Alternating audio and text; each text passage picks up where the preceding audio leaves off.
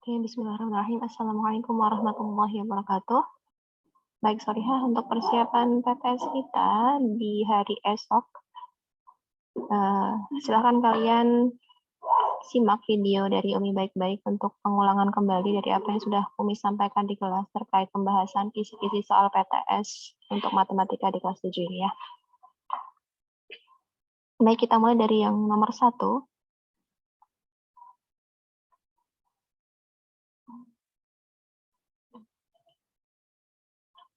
Yang nomor 1 ini, kalian bisa mencari dengan cara menyederhanakan masing-masing pecahan yang ada di setiap nomornya ya.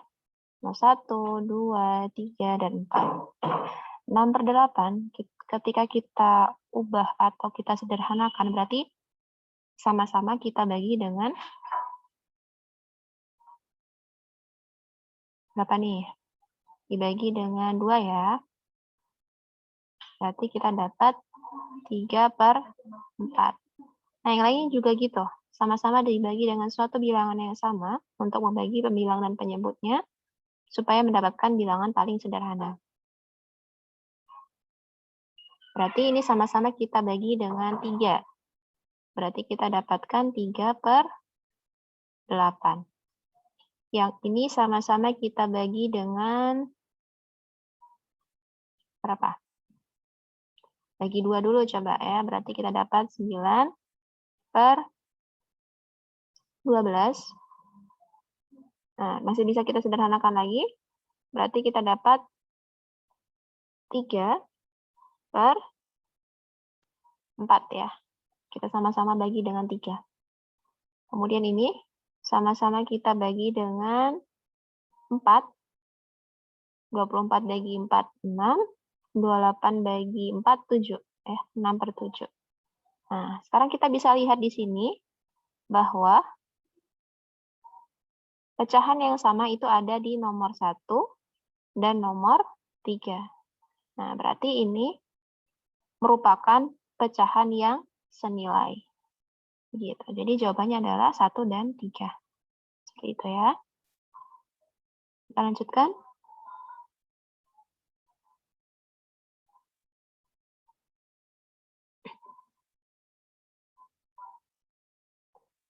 Selanjutnya ada di nomor 2. Di nomor 2 ini, kita hanya perlu membandingkan mana bilangan yang lebih besar atau bilangan yang lebih kecil. Tentu saja ketika kita punya dua bilangan, satunya positif, ya, satunya negatif, tentu yang lebih besar adalah yang 25. Gitu. Maka kenapa di sini Umi tuliskan negatif 24 kurang dari 25. Yang kalau bahasanya dulu waktu di SD dimakan ya, dinamakan sama tandanya itu yang bilangan lebih besar. Gitu ya, insya Allah tidak ada masalah ya. Yang penting kalian hanya butuh ketelitian saja. Kemudian nomor 3, urutan dari yang terkecil ke yang terbesar dari bilangan 2/5, 0,27, kemudian 31/2, dan 36% adalah berapa? Jadi, kalian bisa menggunakan cara kalian masing-masing, entah itu diubah menjadi pecahan biasa semua, atau diubah menjadi persen semua, atau diubah menjadi bilangan desimal semua. Kembali lagi kepada kalian ya. Tetapi di sini Umi memberi contoh untuk diubah menjadi bilangan desimal. Karena kalau menurut Umi, itu lebih mudah kita mendapatkan hasilnya, gitu ya. Berarti dari yang 2/5 tadi kita ubah menjadi desimal, berarti sama saja kita bagi 2 dengan 5. Ya, hitung menggunakan pembagian bersusun, gitu ya. Ini kan sebelumnya nolnya nggak ada nih, 2 bagi 5. Kan nggak bisa tambahkan 0, berarti 0, ya berarti 20 bagi 5, kita dapat 4. 4 kali 5, 20, dikurangkan hasilnya 0. Berarti sudah habis ya. Habis berarti ini hasil akhirnya adalah 0,4 gitu. Insya Allah kalian paham ya untuk pembagian bersusun, silahkan di otak-atik sendiri gitu ya. Nah, di sini yang kedua itu ada 0,27. Nah, ini tidak perlu kita ubah lagi karena sudah bilangan desimal. Kemudian yang 31/2 kita ubah jadi desimalnya dengan cara ubah dulu jadi pecahan biasa. Kalau sudah baru kita ubah jadi bilangan desimal. 7-nya tinggal dibagi 2 saja. 7 bagi 2, 3 ya. 3 kali 2, 6, kurangkan sisa 1. 1 bagi 2 tidak bisa, tambahkan 0, berarti sini tambahkan koma. Gitu ya. 10 bagi 2, 5. 5 kali 2, 10. Kurangkan hasilnya 0, berarti hasilnya adalah 3,5. Gitu. Yang 36% pun demikian ya. 36/100 ya. Nolnya ada 2, berarti di belakang koma ada 2 angka. Ya sudah, tulis 36. Ada 2 angka di belakang koma, kasih koma di sini, tulis 0 depannya. Jadilah di sini yaitu 0,36 gitu ya. Insya Allah nggak ada masalah, tinggal diurutkan saja. Kalau mengurutkan, lihat yang di belakang koma sama yang di depan koma ya. Pertama lihat dulu yang di depan koma. Yang di depan koma otomatis yang paling kecil itu dari 0 ya, 0, komanya berapa? Gitu ya. Yang di belakang koma ikuti saja bilangan asli, berarti paling kecil itu dari 0,1, kemudian 0,2, 0,3 gitu ya. Berarti yang pertama adalah yang paling kecil itu 0,27, baru 0,36, kemudian 0,4, baru kemudian 3,5. Nah, ini sudah berurutan. Nah, tadi kan kita ubah jadi desimal tuh. Kita kembalikan lagi ke pertanyaan yang ada di soalnya gitu. Berarti kita punya yang pertama adalah 0,27, kemudian 36%, 2/5, kemudian 31/2 gitu ya. Nah, sudah lanjut lagi ke bentuk paling sederhana dari pecahan 225/275 adalah. Nah, berarti kalian bagi dengan suatu bilangan yang sama untuk membagi antara pembilang dan penyebutnya, gitu ya. Kalau misalnya kalian tidak tahu bilangan berapa yang menyebabkan dia langsung menjadi bilangan pecahan yang sederhana, maka kalian boleh sedikit demi sedikit dibagi dengan 5 dulu. Kalau belum sederhana, maka dibagi lagi, seperti itu ya. Akhirnya dapatlah 9/11. Gitu ya. Kemudian nomor 5. Ingat, pembagian dan perkalian tingkatannya sama. Ya, jadi jangan sampai kalian mendahulukan si perkalian. Kenapa? Karena kalau tingkatannya sama, berarti dahulukan dari yang sebelah kiri, berarti dari pembagiannya. Jangan langsung yang perkalian, tapi pembagiannya dulu. Berarti 60 bagi 4, dapatnya 15. Hasil 15 itu kita kalikan dengan sisanya tadi, negatif 2 ya. Berarti 15 dikali negatif 2, dapatlah hasilnya adalah negatif 30. Ini 30 ya, Solihah ya. Nah, ini 30. Gitu. Oke. Kita lanjutkan lagi ke soal nomor 6. Insya Allah ini lebih mudah lagi.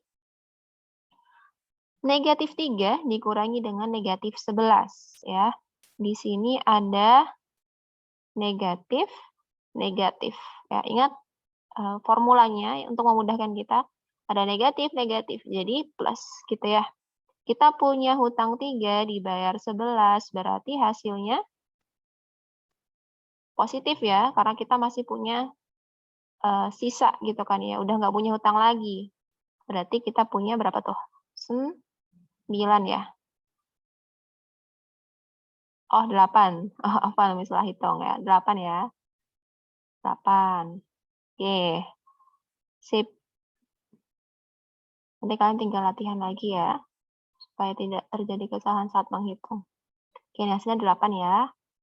Dihapus karena kalau nggak dihapus nanti dia menutupi yang lain. Oke, kita lanjutkan. Nilai dari 33 dikurangi 14 dibagi 2 dikali 5. Nah, yang kita dahulukan adalah yang pembagian. Ya, yang pembagian dulu.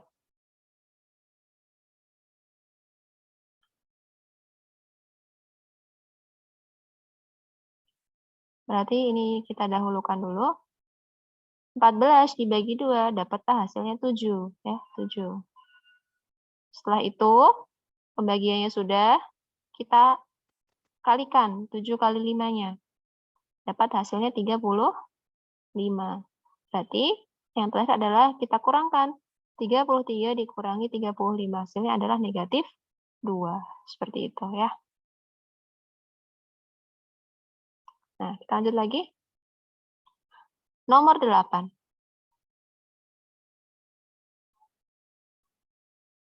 Kita punya di sini 2 dikurangi 11. Nah, kalau sudah ada di dalam kurung seperti ini, kalian lebih mudah ya.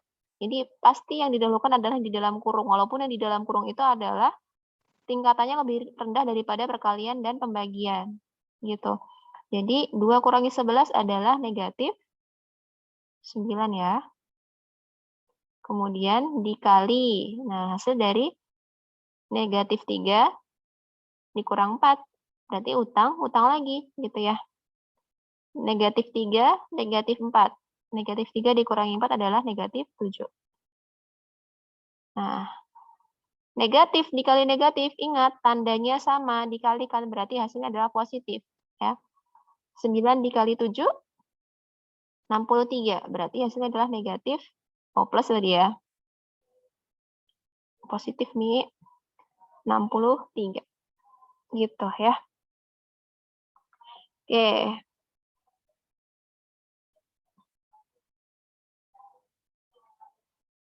Kita lanjutkan lagi ke nomor 9.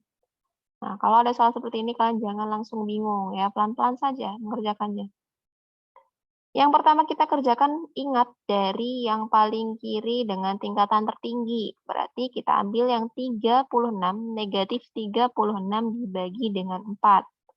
Nah, kita dapatlah hasilnya negatif 9 ya, yang ini. Kemudian setelah itu, kita kalikan dengan 2. Dapatlah hasilnya negatif 18. Gitu. Ya. Nah, sudah. Kita lihat di sini ternyata ada yang di dalam kurung, Salihah. Berarti kita kerjakan juga nih. Kerjakan terlebih dahulu sebelum kita jumlahkan. 10 kurangi 19. Berarti negatif 9. Nah, tadi kan di sini masih ada tanda penjumlahan ya. Berarti tinggal kita jumlahkan saja mereka. Negatif 18 ditambah negatif 9 adalah negatif 27. Seperti itu. Oke, kita lanjutkan lagi.